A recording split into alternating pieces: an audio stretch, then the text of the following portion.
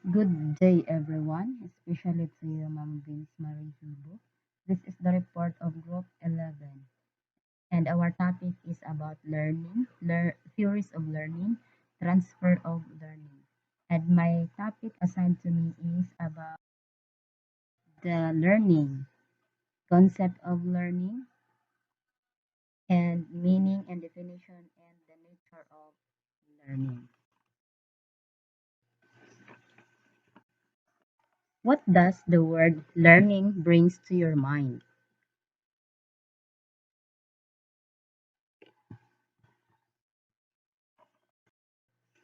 Learning keeps our mind engaged and body active. It helps us get new and knowledge based perspectives on the world around us.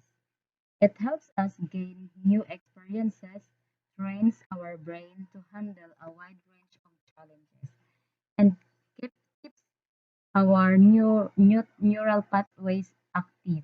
All these factors combine to keep us healthy. Learning to read, to ride a bicycle, to act, to use a computer, to play the guitar, etc. Each one of us learns something or other intentionally or accidentally. Learning situations are most natural and common in our life. Every moment we learn something or the other because of the varied experience you have in life.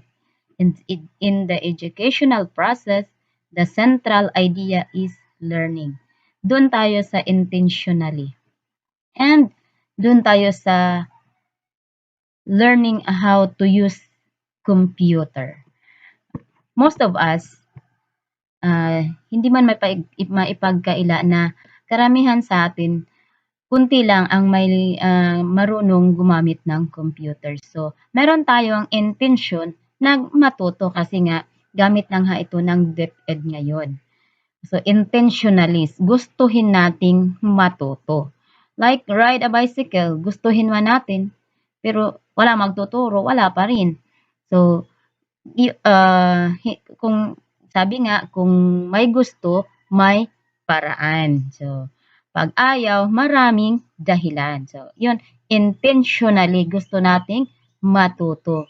Doon tayo sa accidentally. So, dito sa accidentally, natuto tayo through other people, what we have observed. So, kahit hindi natin gustong matuto, kung anong nakikita natin, yun ang ating natutuhan through other people. The concept of learning. The concept of learning can be found through a reflection on the mechanisms of how knowledge relates to realities in society. Within an educational framework, there tends to be three core concepts of learning: the constructivism, Bloom's taxonomy, and epistemology. Meaning and definitions of learning. Learning in psychology, the process by which a relatively lasting change in potential behavior or course of practice or experience. Learning is also a process of acquiring modification in existing knowledge, skills, or tendencies through experience, practice, or exercise. Meron ditong mga iba't ibang definitions ng learning. According to Gate and others, learning is the modification of behavior through experience, practice, or exercise. Through experience, practice, and exercise. Kung hindi tayo mag-practice at hindi tayo mag-exercise, hindi tayo matuto. Hindi tayo mag-practice gumamit ng computer like today na our reporting is online, mahirapan tayo kahit ako nga, kahit walang nagtuturo, gusto kong matuto. I have intention to learn. So, nag-explore ako para matutuhan ko kung paano mag-save ng video dito sa laptop, kung at paano mag-record. So, practice, practice, practice para mayroon tayong learning. According to Henry P. Smith, learning is the acquisition of new behavior or strengthening or weakening of old behavior as a result of experience. So, dito tayo sa behavior. So, mayroon ma-strengthen ang old behavior kung through experience, mayroon tayong matutunang bagong experience at it uh, at mapababa ang weakening the old behavior. According to Crew and Crew, learning is the acquisition of habits, knowledge, and attitudes.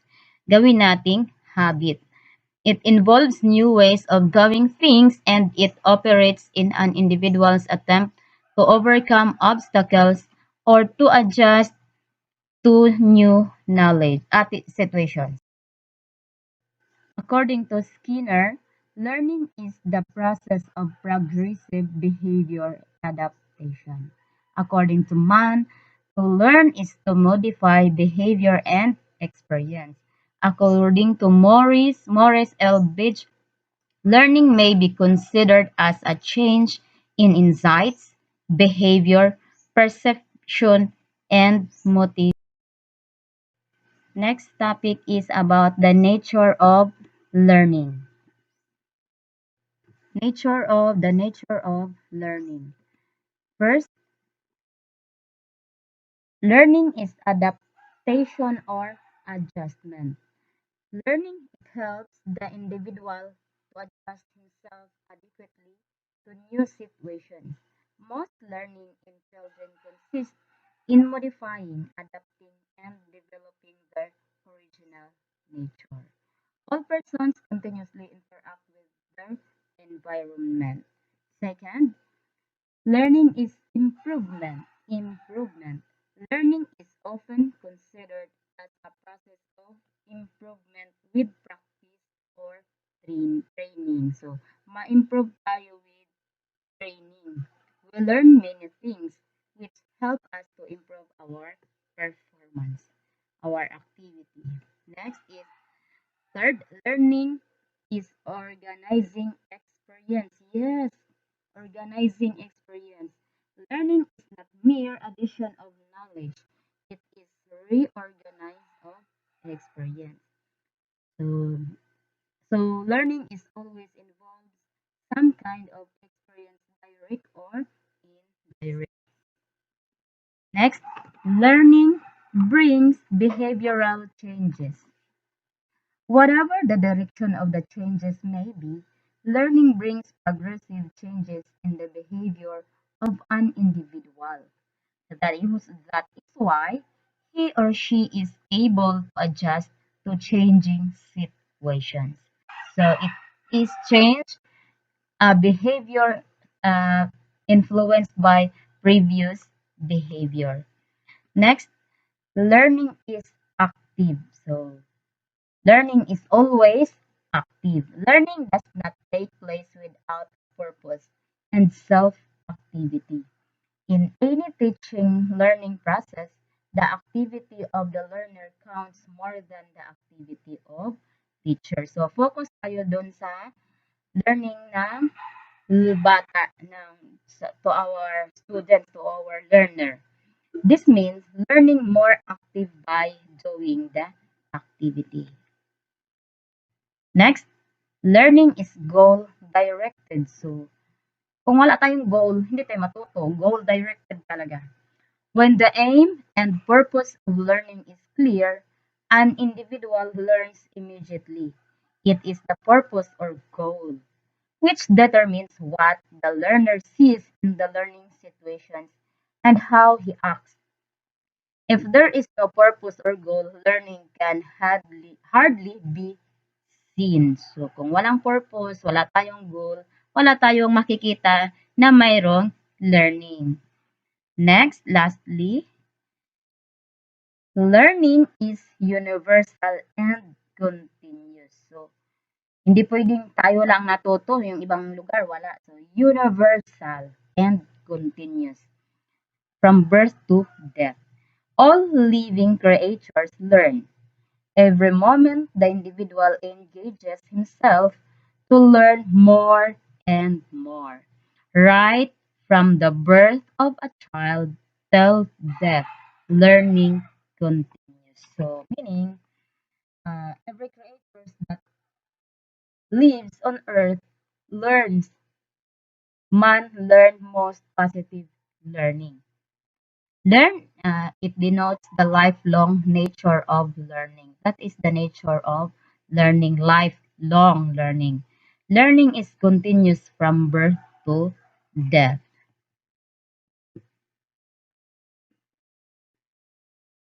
All these definitions appear to be a carrying common point.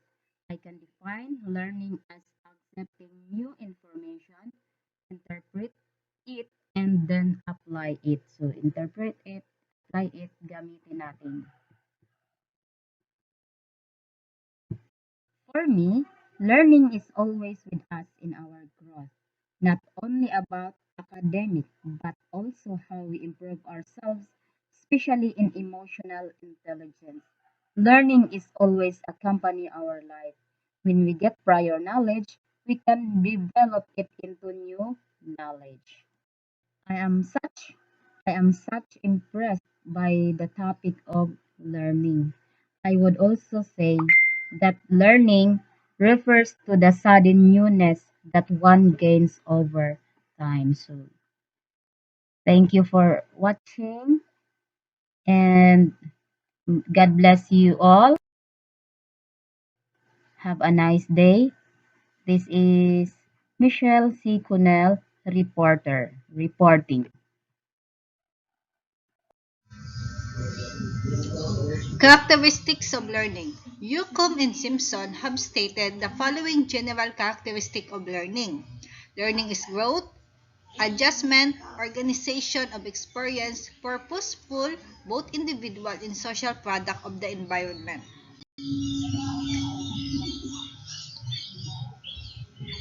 According to Maclaw, learning has the following characteristics.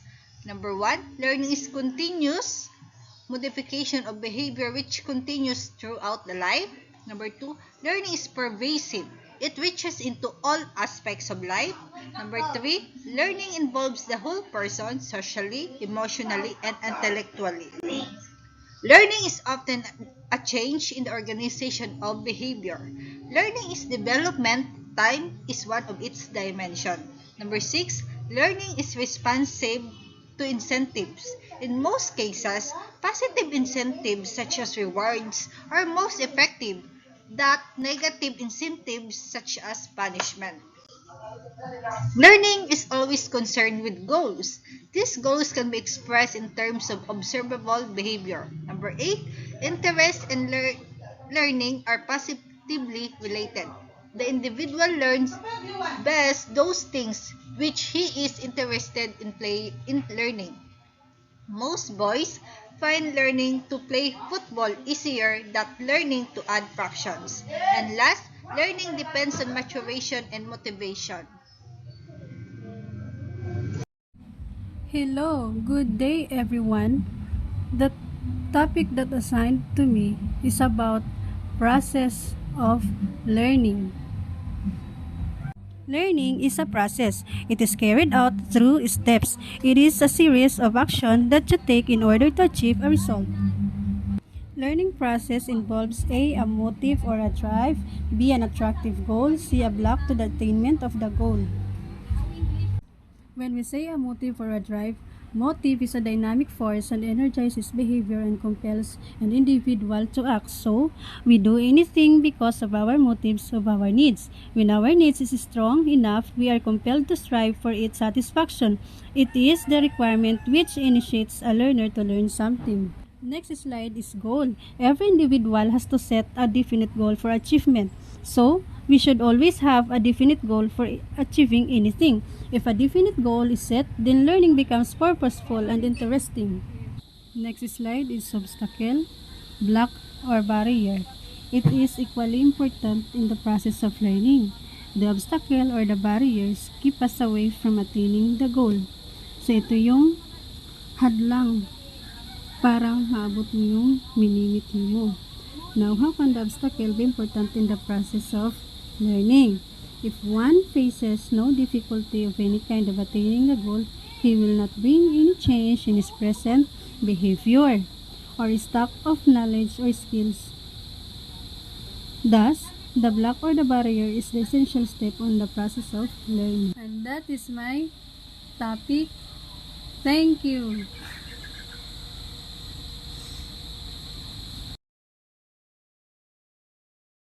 The next topic is about learning curve. Learning curve is a graphic representation of how learning takes place in a particular situation. In all types of learning situations, the course of learning can be depicted and described graphically by drawing learning curves against x and y axis. So this this is the graphic presentation of learning curve. The this graphic uh, figure shows a typically learning curve of many types of learning. The curve consists of number of irregularities as the progress is not constant. For the convenience, the curve is divided into five stages: A, B, C, D, and E. First, the letter A is period of slow progress. Generally, when a person has to start learning a given activity from a scratch, his early progress will be slow. For example, an infant's progress in learning to walk is very negligible in the beginning. Letter B, period of rapid progress. In this stage, the learner's output rises rapidly. Example, in typing once the learner has developed coordination of movement of fingers, he or she shows rapid progress. Letter C, period of no one apparent progress. Learning curves frequently display a period of no apparent progress. It is also known as plateau. Plateau. Period of no visible learning progress, preceded and followed by improvement, is called as plateaus. Example, in typing, a person may, after having made rather consistent progress for some time, reach a point where perhaps for weeks no further progress is made. Letter D, period of sudden rise. At the end of plateau there is generally spark in achievement, while on the plateau, the learner requires better techniques, which help him later on to show rapid progress. Letter E, leveling. All learning will finally slow down to such an extent that it will ultimately reach a period of no improvement. No one can continue to improve indefinitely in any given situation. The learning curve will eventually reach a limit where no further improvement is possible. This limit is known as psychological limit. These are the characteristics of learning curve. Slow initial progress, start like learning after some time, declination in the rate of learning, pictures of learning, sudden increase in learning, gradual leveling at the end. So there are types of uh, learning curve. First type, we get different types of learning curve depending upon the nature of the learner, the nature of the task, learning material, time available, condition under which the learner takes place. It is difficult to classify these learning curves. However, three common types of curves are there. Negatively accelerated for the convex curve. So this is the convex curve. Uh, Negatively accelerated. Convex curve is rapid initial improvement in the learning slows down with time.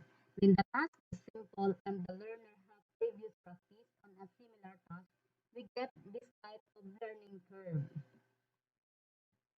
And that to concave, the concave uh, curve. Concave curve, this is the positive accelerated. Positive naman siya. Convex is negative, while the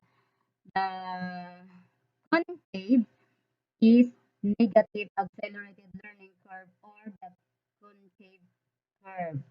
Concave. Concave curve, there is slow initial improvement and learning increases with time. When the task is difficult, we get such type of learning curve. And next is the combination of convex and concave curve. Combination of convex and concave.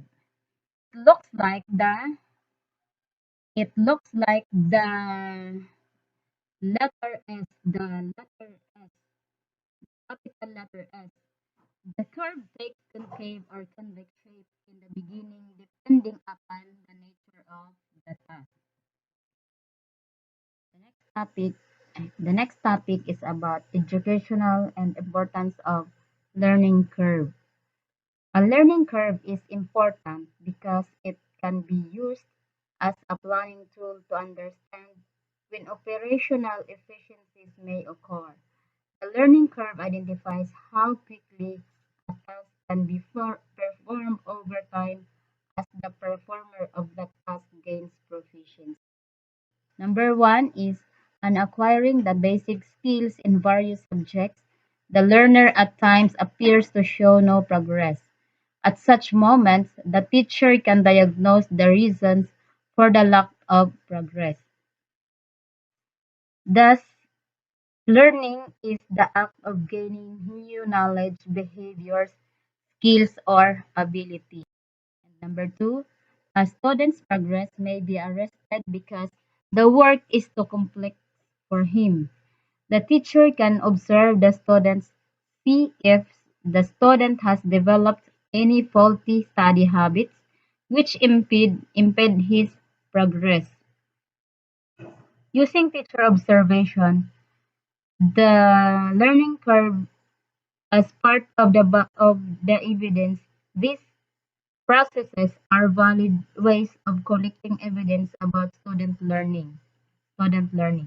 The intent of the outcome may well guide the selection of specific strategies to most effectively capture the assessment evidence required. Number three, the plateau may be due to the lack of motivation. The teacher should provide encouragement in order to maintain motivation of a high level. In an education, motivation helps children and young people to focus their attention on a key goal or outcome. In doing so, they are unfazed by possible distractions and are therefore able to maintain their attention during longer periods of time. Students who are motivated display goal-oriented behaviors. 4. The learning curves give a graphic evidence of one's progress, which an effective motivational device for the learner. Number 5.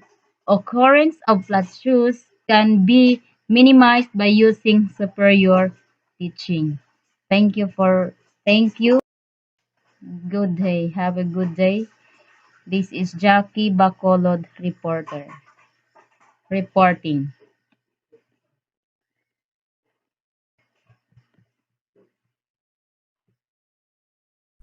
Good day, everyone. The assigned topic to me is learning theories. To define learning theories are frameworks that explain how people acquire and retain knowledge. Many behaviorists provide a systematic way to understand how individuals process and respond to new information.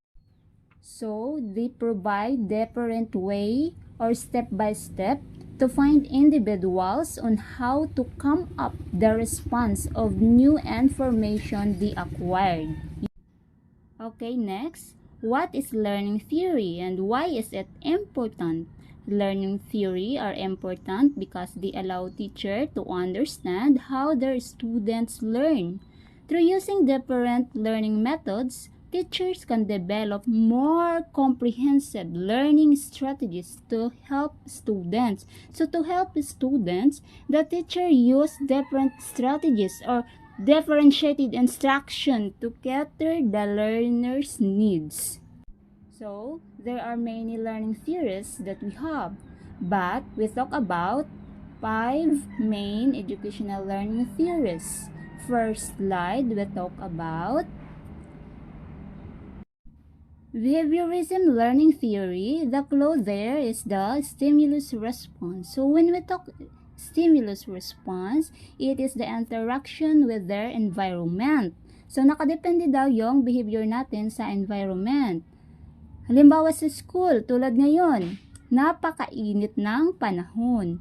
So, hindi nakakapag-focus ang mga bata kung ano ang sinasabi ng guro dahil sa init ng panahon. So, yung kanilang behavior nakadepende kung anong nararamdaman nila sa environment. So, yun. Next, cognitivism learning theory.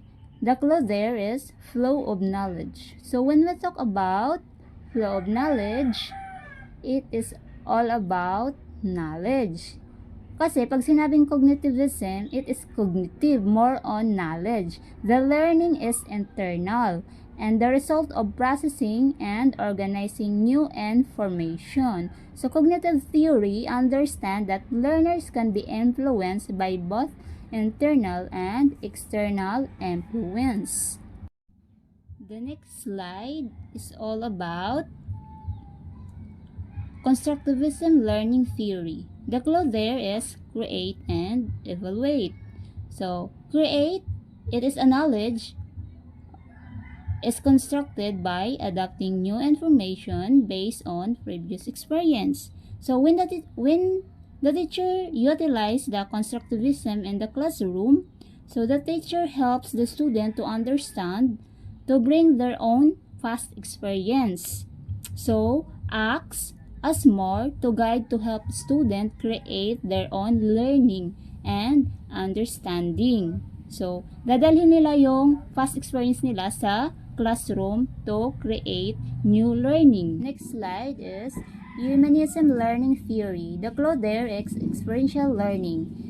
When we talk about experiential learning, it is the authentic or authenticity, actual, ginagawa para madaling matutunan. The humanism learning theory, it is really closely related to constructivism. So, sabi sa constructivism, the teacher helps student to bring their own past experience to the classroom. So, pinagawa ng teacher ang past experience ng isang bata to create new learning and understanding. So, sa humanism learning theory naman, self-actualization, ginagawa pa rin para matutunan ng isang bagay. Self-actualization is the highest level of hierarchy of needs of Abraham Maslow. Next, connectivism learning theory. The clue there is pruning and cultivating connection. When we talk about pruning and cultivating connection, it focuses on the idea that people learn and grow when they form a connection. So when the teacher utilizes or use the connectivism learning theory in the classroom to make the student interest the topic to helping them to learn.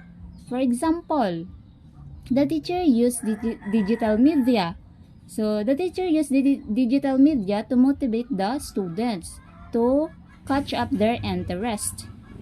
So it is the newest educational learning theory, the connectivism learning theory. So that's all.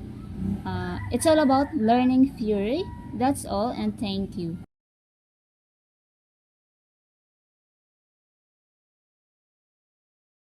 Good morning, everyone. Our topic for this morning is all about theory with reinforcement. So when we say reinforcement, it is a learning that a method based on rewarding desired behavior and or punishing undesired ones. In general, our reinforcement learning is able to perceive and interpret its environment, take actions, and learn through trial and error.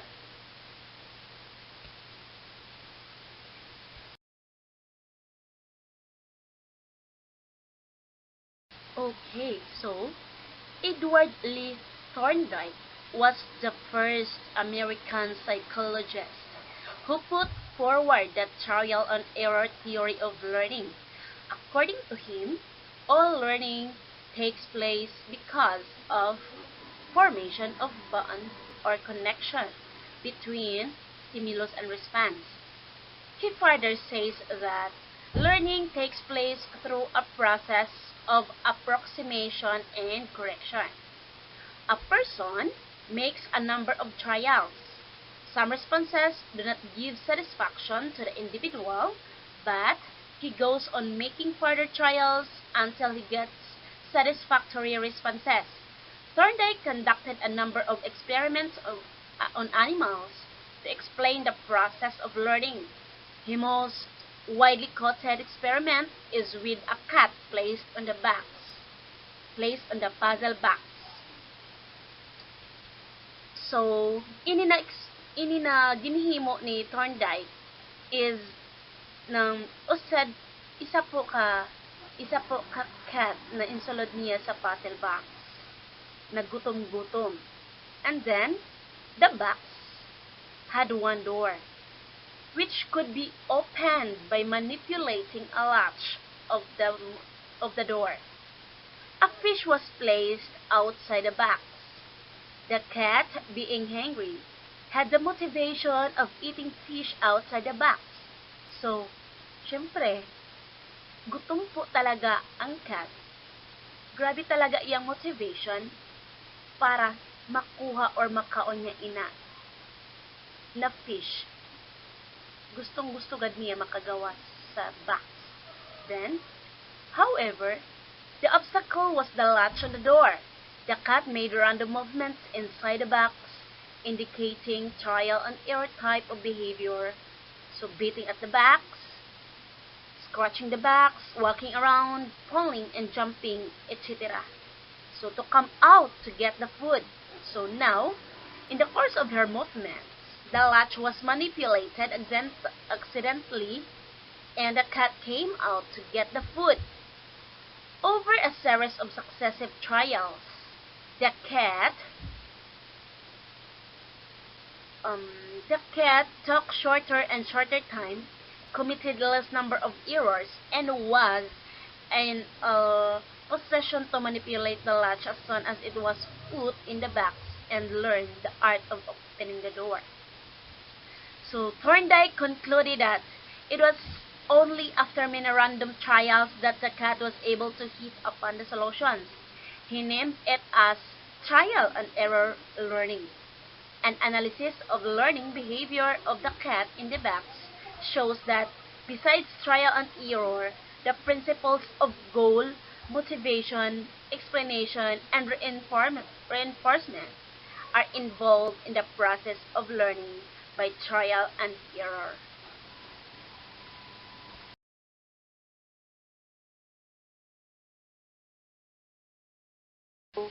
Thorndike gave certain laws of learning.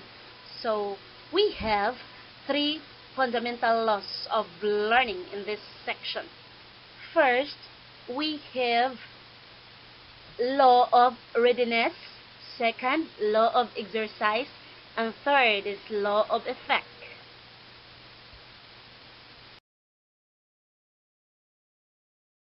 Okay, so the primary law of learning, according to Thorndike, is the law of readiness. So, the law of readiness, it is also known as the law of action tendency.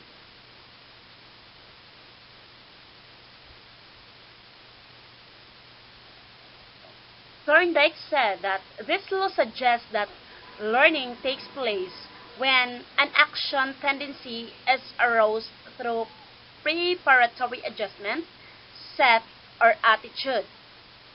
Okay, so readiness means a preparation of action. So for Thorndike, if one is not prepared to learn, then learning cannot be automatically installed in him. So for example, unless a person prepares himself to start learning to play guitar, he would not make any progress and eventually not learn playing the guitar at all. Okay, so another example. You can lead a horse to the pen. So, kumbaga, madara mo talaga ang horse sa sapa. Pero, that you can't make it drink water unless it feels thirsty. Goes very well. So, goes very well in this law. So, hindi mo talaga mapipilit na uminom ang isang kabayo pag hindi siya uhaw. So, tulad ng bata, hindi mo siya mapipilit matuto kung hindi siya ready matuto. So, in the other words, Thorndike has that three stages in this law. So, first, we have for a conduction unit ready to conduct is satisfying. Second, for a conduction unit ready to conduct, not to conduct is annoying. And third, for a conduction unit not ready to conduct is annoying. The law of readiness means mental preparation for action. It is not to force the child to learn if he is not ready. Learning failures are the result of forcing the learner to learn when he is not ready to learn something. So, hindi mo talaga dapat pilitin ang bata kung hindi pa siya handa.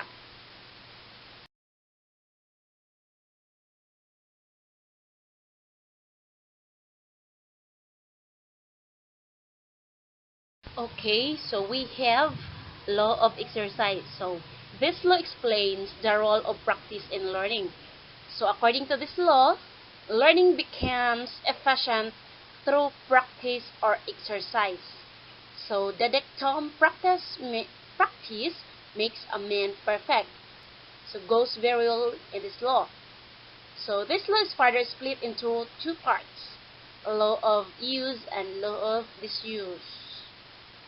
Okay, so first we have law of use. So when we say law of use means that a connection between a stimulus and response is strengthened by its occurrence, its exercise, or its use. In other words, the use of any response strengthens it and makes it more prompt, easy, and certain. Regarding the law of disuse, it is said that when a modifiable connection is not made between a stimulus and response over a length of time, the strength of that connection is decreased. So this means that any act that is practiced or sometime gradually decays, anything that is not used or exercised or practiced for a certain period, so tends to be forgotten or becomes weak in strength, efficiency, and promptness. Okay, so exercise occupies an important place in learning. The teacher must repeat, give sufficient drill in some subjects like mathematics, drawing, music, or vocabulary for fixing materials in the minds of the student. So, Thorndike let later revised this law of exercise, and accordingly it is accepted that practice does bring improvement in learning, but it in itself is not sufficient. Always practice must be followed by some reward or satisfaction to the learner. The learner must be motivated to learn.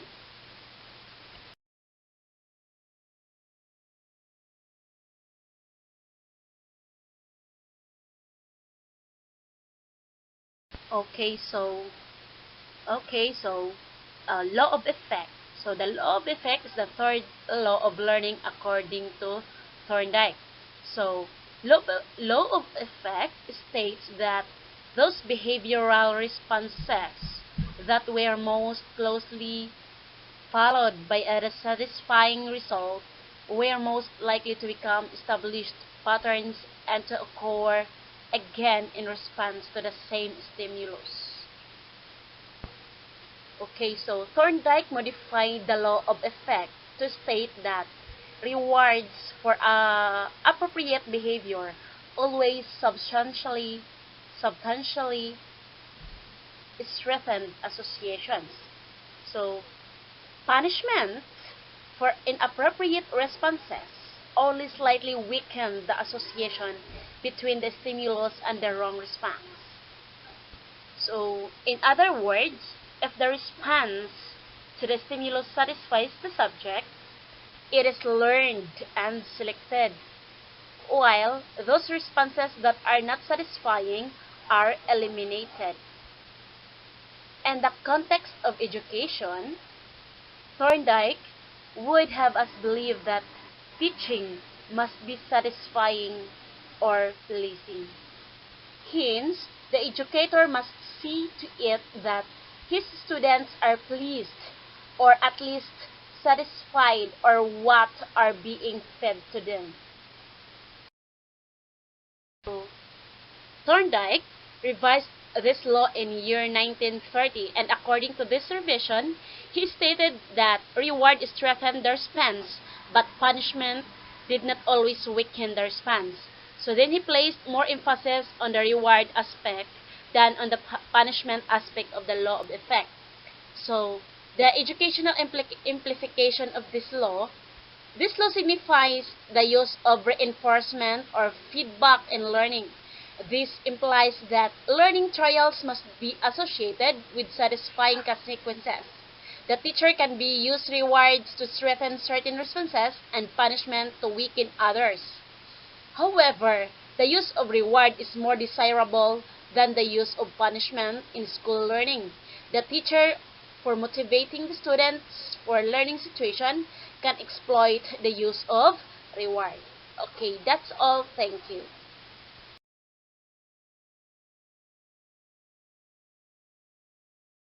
Once again, good morning everyone. I am Mayor Hayes Crisostomo Alinsoot, and at this point, we will talk about stimulus response theory without reinforcement. So, without further ado, let us now begin. Ivan Pavlov's classical conditioning, 1849 to 1936.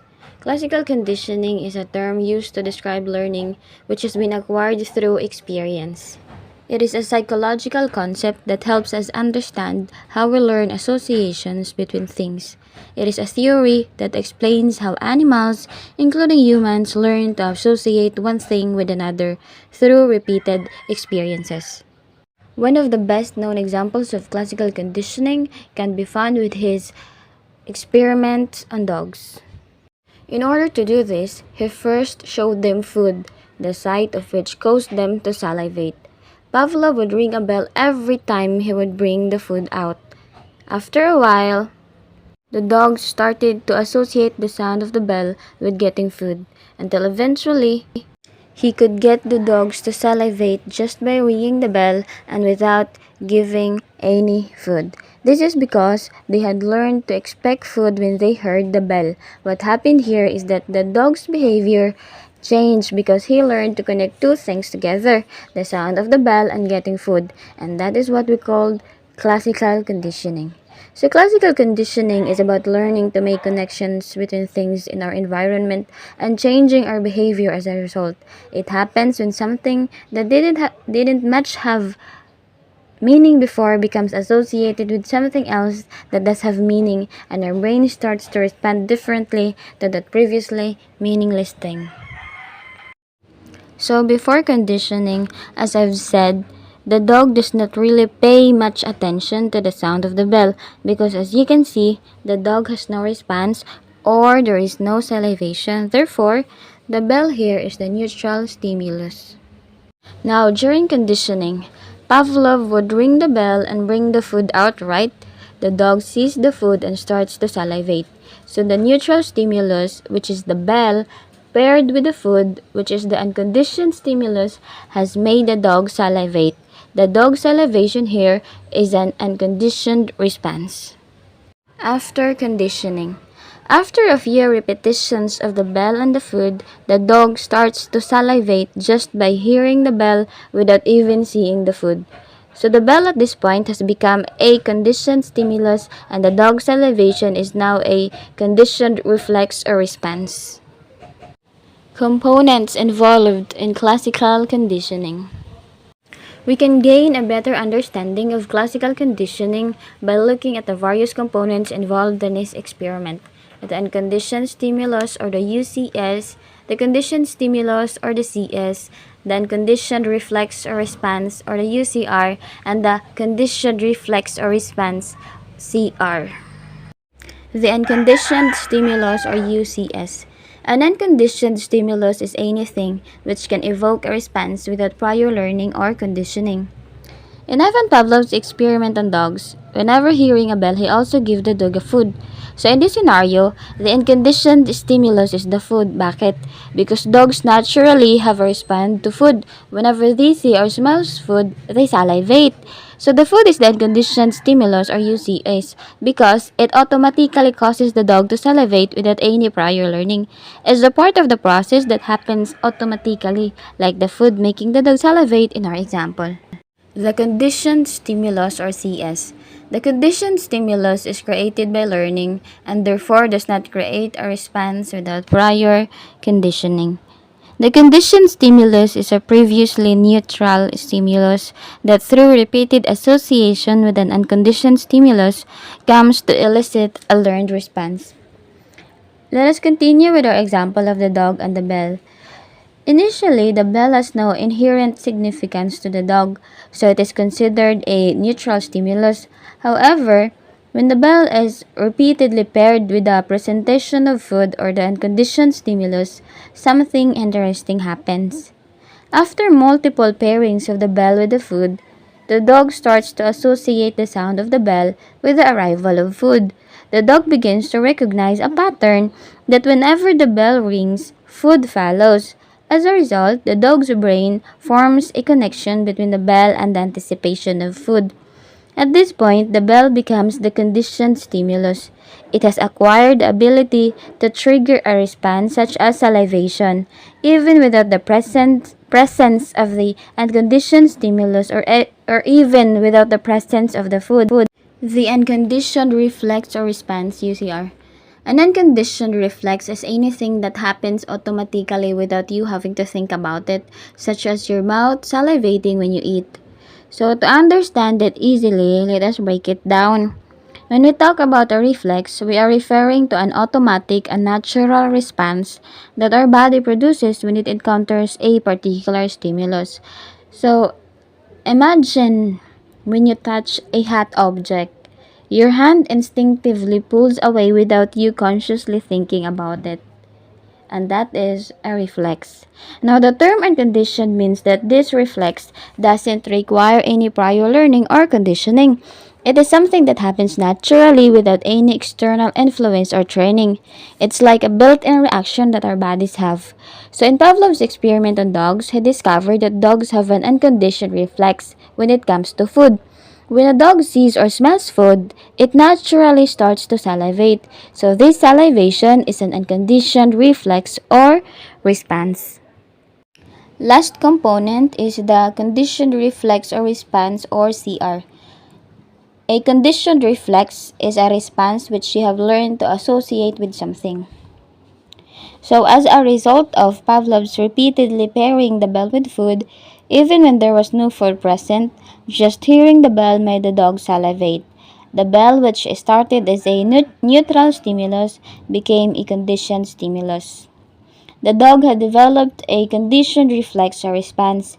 It was a learned reaction to the bell, which now caused salivation even without the presence of food. The dog had associated the bell with the food, and the response became conditioned because it was a result of their learning and previous experiences. So in simple terms, the conditioned reflex in Pavlov's classical conditioning refers to a learned response that occurs when a previously neutral stimulus becomes associated with a specific outcome or unconditioned reflex. Let us proceed to the basic concepts in classical conditioning. First basic concept in classical conditioning is the extinction.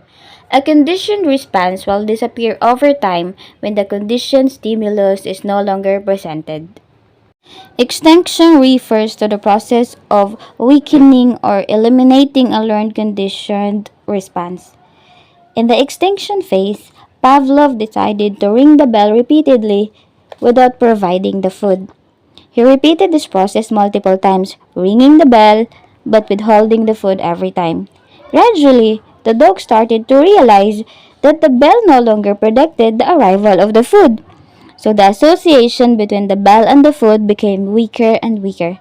As a result, the dog's salivation response, which was previously present by the sound of the bell, began to diminish.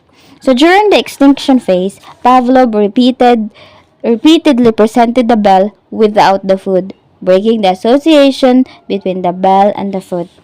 The second concept in classical conditioning is the spontaneous recovery. Sometimes there is the weak appearance of a previously extinguished response. Spontaneous recovery is a phenomenon that occurs in classical conditioning when a previously extinguished response suddenly reappears after a period of time without further training.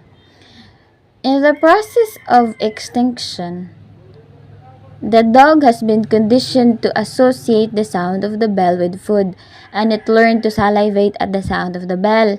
Then Pavlov repeatedly presented the bell without the food, which led the dog to eventually stopping its salivation response. Now, here comes the interesting part. Even after the unconditioned response has been extinguished, if some time passes without any additional training or exposure to the conditioned stimulus or to the bell, the dog may start salivating again when the bell is presented. So this spontaneous reappearance of the conditioned response is called spontaneous recovery. Spontaneous recovery means that a learned response that had previously been forgotten or suppressed can suddenly resurface on its own. It's like a memory that was temporarily lost, but then spontaneously comes back without any apparent reason or relearning. So in classical conditioning, spontaneous recovery refers to the reappearance of a previously extinguished conditioned response after a period of time has passed without any further training or exposure to the conditioned stimulus. The third concept in classical conditioning is the stimulus generalization. This is when individuals respond in the same way to experienced stimuli. Let us go back to Pavlov's dog experiment. Assuming that the dog had been conditioned to associate the sound of a specific bell with food, which led to the dog salivating at the sound of that particular bell. Now, what would happen if Pavlov were to present a slightly different bell, perhaps a slightly higher or lower pitch? Do you think the dog will still salivate? Yes, the dog might still exhibit a similar response by salivating. In this case, the dog has generalized its conditioned response to stimuli that are similar to the original conditioned stimulus. The dog's brain has made a generalization assuming that similar stimuli will produce similar outcomes. It's as if the dog has learned to respond not only to the exact sound of the original bell but also to similar sounds. In simple terms, Stimulus generalization means that an organism, such as Pavlov's dog, responds not only to the specific stimulus it was originally conditioned with but also to other stimuli that are similar to the original stimulus. It's like the organism's brain automatically associates similar stimuli with the same or similar response, even if it hasn't been explicitly trained to do so. Stimulus generalization is a natural tendency that helps organisms quickly and efficiently transfer what they've learned to new situations and similar stimuli. The fourth concept in classical conditioning is the stimulus discrimination. Organisms can learn to discriminate various stimuli. Stimulus discrimination in classical conditioning refers to the ability of an organism to differentiate between similar stimuli and respond differently to each of them. Let us continue with Pavlov's dog experiment. When the dog had been conditioned to associate the sound of a specific bell with food, which led to the dog salivating at the sound of that particular bell. Now, if Pavlov will use a different sound like ringing a different bell, the dog might not salivate because it has learned to discriminate between the two stimuli. In this case, the dog has developed stimulus discrimination. It can now distinguish between the original conditioned stimulus, which is the specific bell, and other or different stimuli. The fifth concept in classical conditioning is the higher order conditioning. This is when a neutral stimulus can cause the conditioned response sense if it had been associated with a conditioned stimulus. Higher order conditioning refers to a process where a neutral stimulus becomes a conditioned stimulus by being associated with an already established conditioned stimulus. In Pavlov's experiments on dogs, initially Pavlov used to ring a bell, then present the food. At this phase of higher order conditioning, Pavlov will use a whistle. Pavlov would ring the bell, immediately presented the sound of the whistle, followed by the food.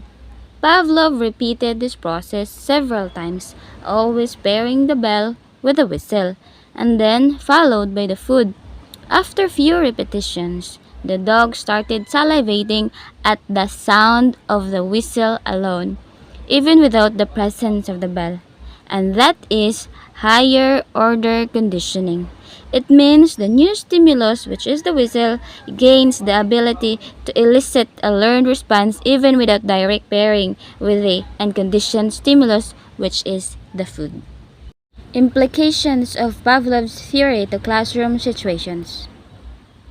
One implications of Pavlov's theory to classroom situations is the theory believed that one must be able to practice and master a task effectively before embarking a new one.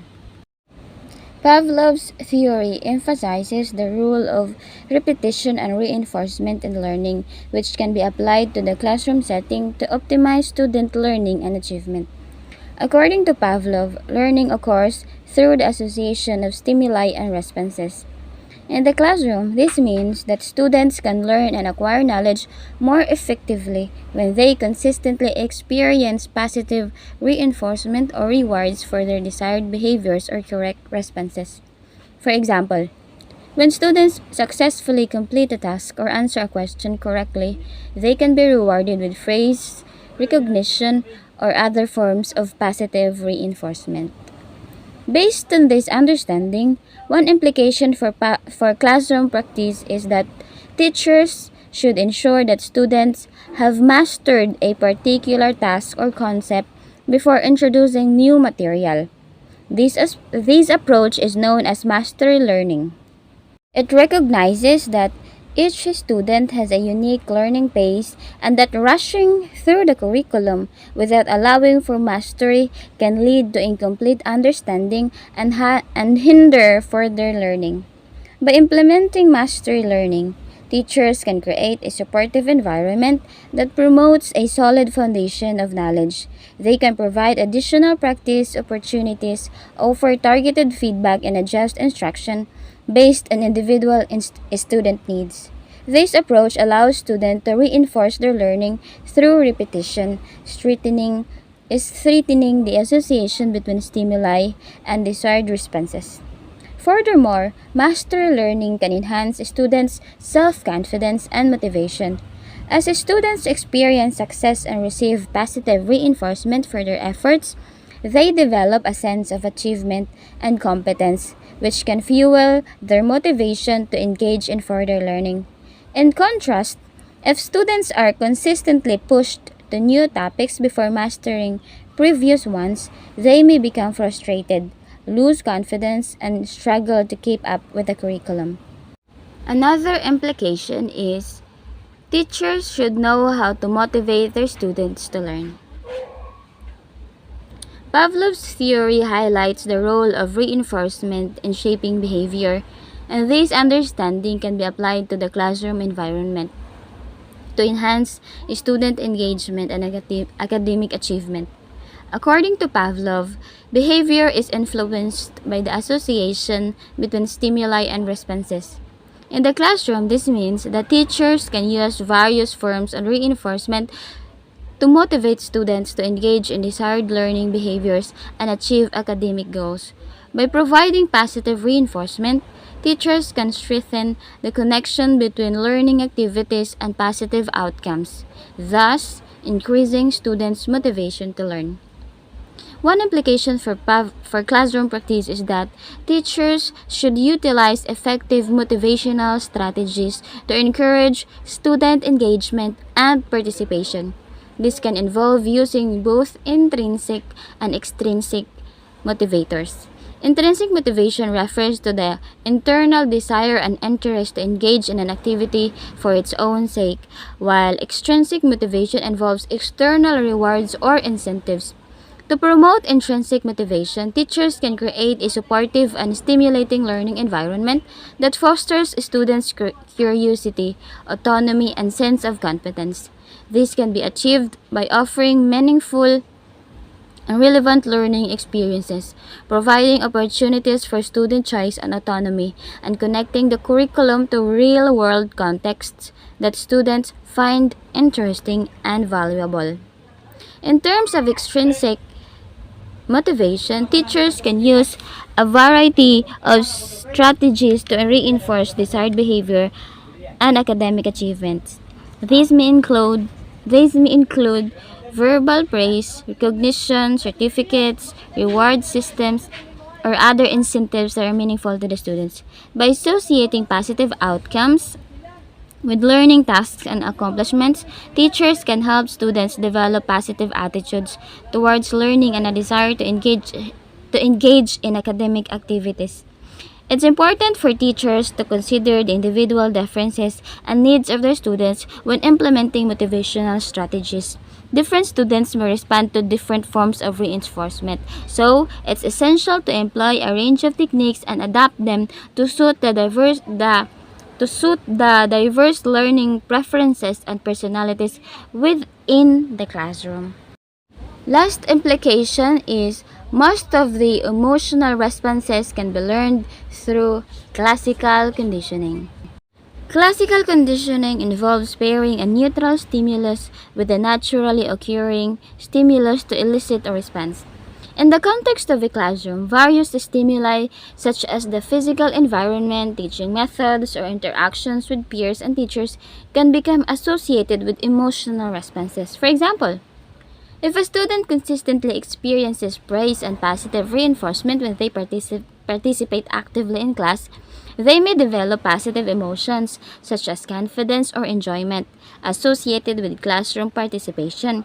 In this case, the neutral stimulus is the participation, which is linked with a positive reinforcement, leading to the development of a positive emotional response. Similarly, negative emotional responses can also be learned through classical conditioning. If a student frequently experiences criticism or embarrassment when answering questions incorrectly in front of the class, they may develop negative emotions such as anxiety or fear associated with academic challenges. In this case, the neutral stimulus is answering questions becomes linked with a negative reinforcement, leading to the development of a negative emotional response. Teachers can utilize the principles of classical conditioning to create a positive and supportive learning environment by consistently providing positive reinforcement, such as praise or rewards for desired behaviors. Teachers can help students develop positive emotional associations with learning activities. This can enhance motivation, engagement, and overall classroom performance.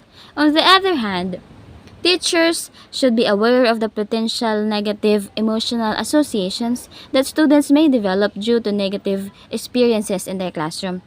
By creating a safe and respectful environment, minimizing public criticism or embarrassment, and providing support to struggling students, teachers can help prevent the development of a negative emotional responses that may hinder learning. Overall, understanding the implications of classical conditioning in the classroom can assist teachers in shaping students' emotional experiences, fostering positive associations with learning, and promoting a conducive educational environment. So, in conclusion, learners and teachers have greatly benefited from all the theories. The teacher should be familiar with this theory and apply it to teaching and learning activities where applicable. And that concludes my topic about stimulus response theory without reinforcement.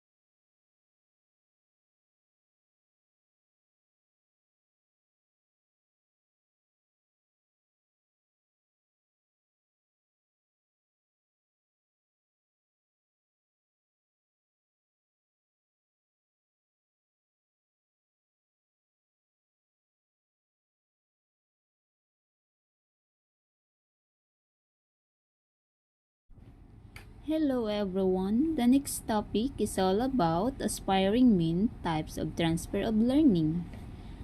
When we talk about transfer and learning, transfer act of moving something to another place and learning act of gaining knowledge skills by experience being taught. To sum up, transfer of learning is a process in which something learned in one situation is used in another situation. So if you have a prior knowledge used to another situation, for example, a student learns how to solve in polynomial equation in the class. So he used that knowledge to solve similar problem in different way or another way. There are three types of transfer. So the first one is positive transfer. Occurs when prior learning assessed new learning.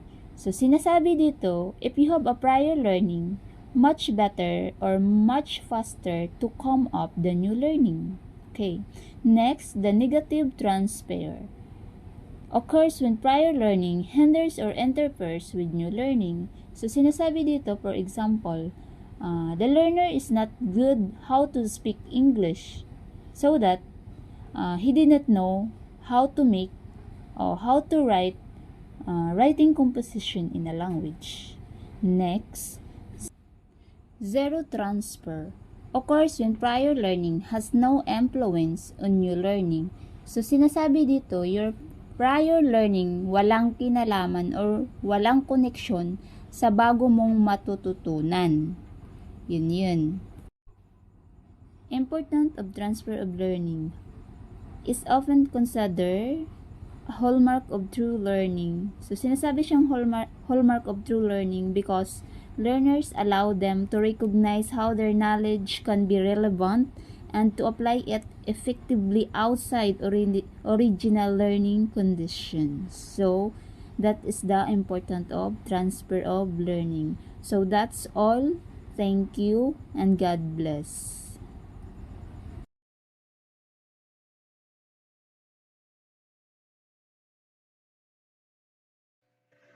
Last topic is about theories of learning. A theory, letter A, theory of mental faculties. This theory was propounded by the Greek philosophers, notable among them was Aristotle. The basic tenet of the theory is that human mind is subdivided into different powers of faculties like memory, judgment, reasoning, or thinking. It is therefore believed that each of these faculties is reinforced and developed by continuous memorization of poetry, poem, and similar works. This theory believes that exercises and regular practice will strengthen the mental faculties. The theory therefore dismisses the concept of transfer of learning. Letter B, theory of identical elements. The theory which was developed by Thorndike and Woodworth, American psychologists. It indicates that it is possible for an individual to transfer the prior skills and knowledge to recent ones because both experiences are identical in common. Letter C, theory of generalization. This theory was advocated by the psychologist Charles Jude.